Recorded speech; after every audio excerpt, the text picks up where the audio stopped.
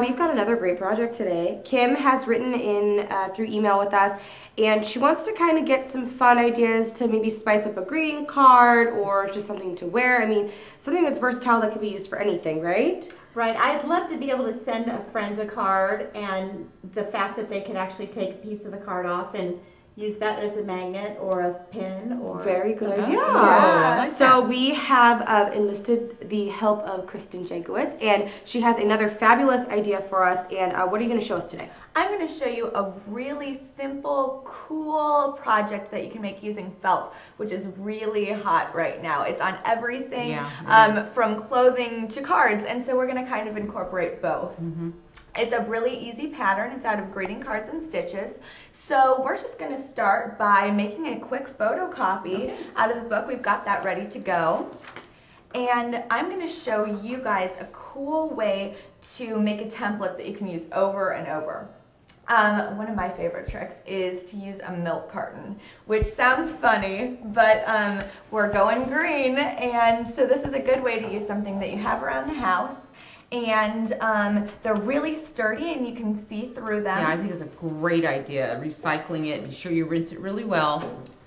And it's how frosted. Do you cut it out of the carton? What do you use? All you need is a regular craft knife. You can even, if you've got a sharp pair of scissors, stick them in there, whatever you've got around. But you don't have to worry about making the first cut pretty. Just get a hunk of it out that's flat from the side. And then what you're going to do is just lay it right over your pattern.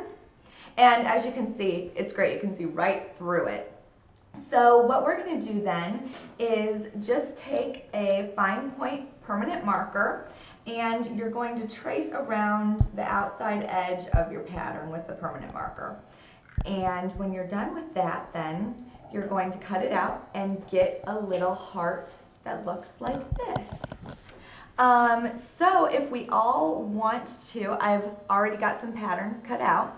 And I want this one. Yeah, that's the fun one. So we're going to hand them out, and then we're going to go over how the correct way to transfer a pattern is. So if you take your heart, we'll give you the little one. Okay. Okay, the blue little one, that's a good one. And we're going to take your Sharpie marker, or you can either use a Sharpie for something dark or one of the erasable pens. And what you're going to do, rather than trying to kind of draw around it, is just make little dots. Good idea.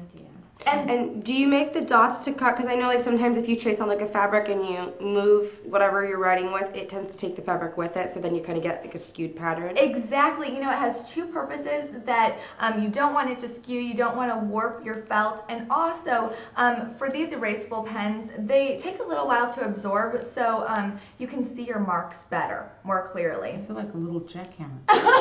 It is. How are you doing over there? Perfect. Great idea. I like this better than tracing. Well, you know what? We cheated, because if you want to pick up your first layer of felt, we've got one already done for you. Oh, yeah. Yeah. So then what you're going to do is just take your pair of craft scissors, and you're just going to cut around the outside of the pattern. And we've already actually done that for you. So these are your 3 layers that you're going to use. Oh, so all 3, okay, I thought you guys were all like doing 3 different projects. So these are the 3 different components to make one thing. Sometimes they take a little bit longer. Yes, we all you know do, that. darling. Exactly. Okay. We're gonna layer these to make a really funky card. And so of course we've got to stick them together somehow. And really we just need something light to hold them in place until we get the stitching to firm it up.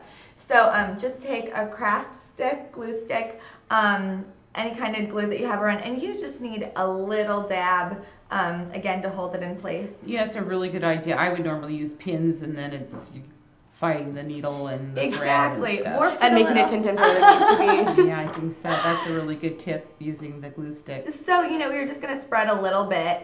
Because it's just a temporary thing, right? Exactly. Yeah. This glue doesn't even have to be functional. We're going to hold it on there with some stitching. So we're going to do our first layer, and then you're going to do the blue and put a little glue. Second layer, and then we're just going to do some classic stitching on top of this that's really easy. Are you familiar with just a regular running stitch? I actually am. Whoa, Yes. so Yes. I'll show you how it's done. Okay, let's do that. We'll hand this off to you. Right. Wow. Perfect. What's fun about this stitch is it's something that most people already know how to do. Some of us don't. So am I going to go through all We're gonna three talk you layers through- with the first? So what you're going to do is you're going to actually start from the back. Okay. And you're going to want to stick it up right through, and you can see on this one, the Oh, middle of the blue. Okay. And you're just going to do a plain running stitch. Can you get it through? I'm sure I can. There we go. Okay. Perfect. So you're just going to go in and out of your fabric.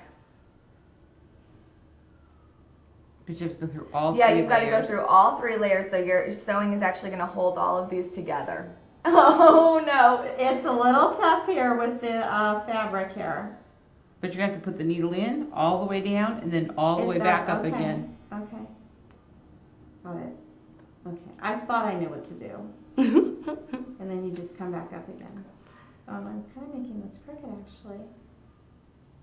With all else It's fails, okay. just know You it know what, here- will always look better than mine. Yeah, here, a good way to do this, as Anna said earlier, is if you're having problems, you can always stick a little needle just so that it doesn't move around at all. And we've got one right here. Got our cluster of needles. And for this project, since we're using pearl cotton, we really want it to show up. We're using a number 22 chenille needle. And that way it makes a wide enough opening for your pearl cotton. So it's not getting caught and tangled. Exactly, exactly. And actually, we're just going to stick it straight through, pull all the way up, and then you're just going to go straight down, back in and back through. And you're just going to continue this all the way around the outside of your heart. Oh, great. I know, so that's easy. And then once you get your blue heart done, you're going to continue with the running stitch around the outside of the green heart. Mm-hmm. And if you want, you can go back and add a little blue running stitch every other one, and that really spices it up. It's really cute. That is very cute. And then what we did is also we have these really cute embellishments to kind of do a key to my heart thing. So you're going to need to switch needles though. You can't use a chenille needle for this project. You're going to need a beading needle, and that's a really thin, long needle like this.